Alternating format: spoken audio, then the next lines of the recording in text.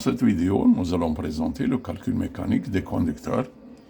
Les chapitres à développer sont les forces sur les conducteurs, le tableau de pose, ou appelé aussi tableau de réglage, l'équation de changement d'état, et finalement un exemple de calcul.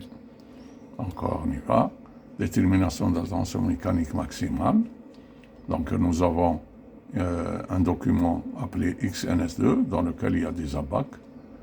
Et chaque abac permet de déterminer la tension mécanique maximale, c'est-à-dire l'hypothèse la plus défavorable entre l'hypothèse A et B.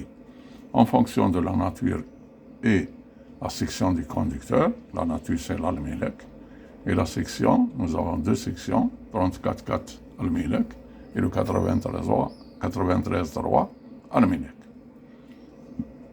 En fonction aussi de la zone où est réalisée la ligne, nous avons trois zones, littoral, au plateau et Sahara, en fonction de la portée équivalente et des paramètres choisis. Qu'est-ce qu'on remarque ici? On remarque que dans ce document XNS2, il y a un manque de l'hypothèse Givre et il y a un manque de la section 117 mm² Almelec. Donc, la préférence se fait sur l'équation de changement d'état que nous allons voir après. Alors, donc, détermination du tableau de pose, ou bien appelé aussi tableau de réglage.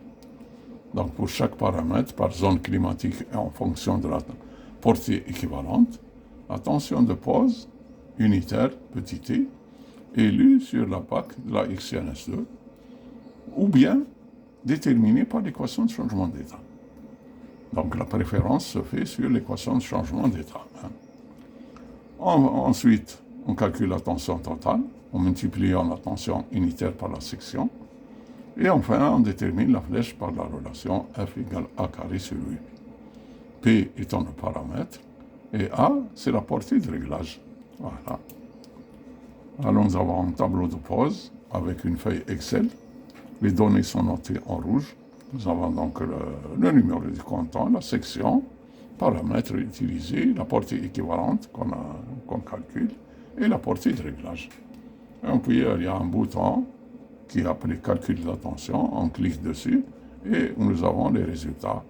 Tension unitaire, température, flèche et tension totale. Voilà. Donc, ça facilite les calculs au lieu de calculer à la main et à l'équation de changement d'état d'effort unitaire. Il est calculé par cette feuille Excel. Et cette feuille Excel utilise l'équation de changement d'état pour la détermination des efforts unitaires. Voilà. L'équation de changement d'état, l'utilisation de l'équation de changement d'état. Alors, elle permet le calcul des tensions unitaires dans les hypothèses A, B et Givre. Et voilà, donc nous avons un conducteur en équilibre. Il a un état initial défini par ces trois paramètres et un état final défini par les mêmes paramètres, température, tension unitaire et poids spécifique. Donc là, nous avons l'état initial et l'état final et on applique la relation de l'équation de changement d'état qui, elle, est donnée par des applications informatiques pour faciliter les calculs. Voilà, donc là, on va traiter un exemple de calcul, soit un comptant de deux portées.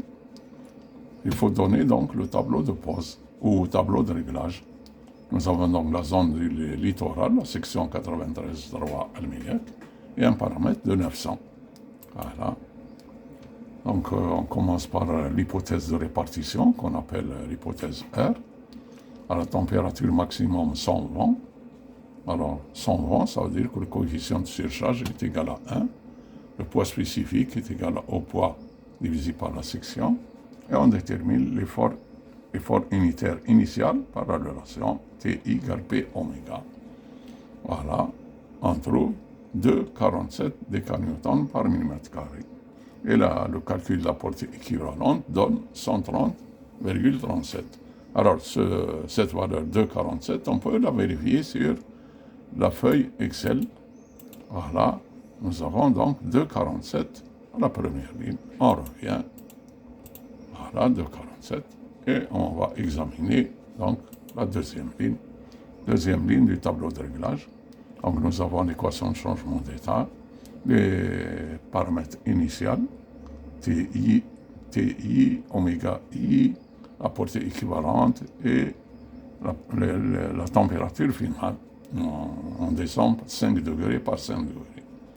Là, c'est l'équation de changement d'état réduite avec ses coefficients A et B, c'est l'équation de troisième degré. Donc on détermine le coefficient B, hein, il est là, donc on trouve 31,9. Et puis le coefficient A, on trouve 2,07. On les applique sur l'équation de troisième degré. Et donc on a une relation qu'on appelle équation cubique. On l'applique, on trouve 2,61 décanewtons par millimètre carré. Donc on peut vérifier sur la feuille Excel pour la deuxième ligne 2,61. Donc on va voir. Voilà, 2,61, c'est bon, on revient là où on était. Voilà, 2,61. On est à la deuxième ligne, on va voir la troisième ligne. Voilà, troisième ligne du tableau de réglage. Là, le coefficient B, on ne l'a pas déterminé parce qu'il est le même. Nous avons pris une température initiale 45 degrés et on détermine le coefficient A. On trouve 1,38, on l'applique avec un coefficient B constant par rapport à la deuxième ligne. Voilà, on trouve 2,77. On peut vérifier sur la feuille Excel. Troisième ligne, 2,77. Voilà, 2,77, c'est bon. On revient à la 2,77. On est à la troisième ligne. Et c'est comme ça qu'on détermine les efforts unitaires à chaque fois, ligne par ligne. Donc maintenant, on va examiner la 11e et dernière ligne du tableau de réglage. Donc là, le coefficient B est toujours le même parce que la température initiale que nous avons prise, c'est 45 degrés. Donc on a déterminé que le coefficient A, on trouve moins 4,14. On l'applique à l'équation du troisième degré. Et par l'équation cubique, on trouve 5,28. On va vérifier sur la feuille Excel, 5,28, la dernière ligne. Voilà, 5,27. Donc on a une erreur de l'ordre du centième, 5,27 et 5,28. C'est bon, on revient. Voilà, on a 5,28. Nous avons donc la 11e ligne et dernière ligne. Voilà.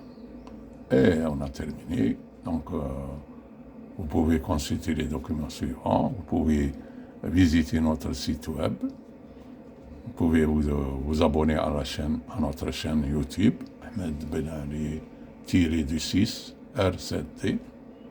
Vous pouvez la communiquer à vos amis, surtout les électriciens. Vous pouvez nous contacter à l'adresse email suivante. Et la prochaine vidéo sera les efforts sur les supports. Et on vous offre quelques fleurs. Et on vous remercie pour votre attention. Et on vous dit au revoir et à la prochaine fois, Inch'Allah.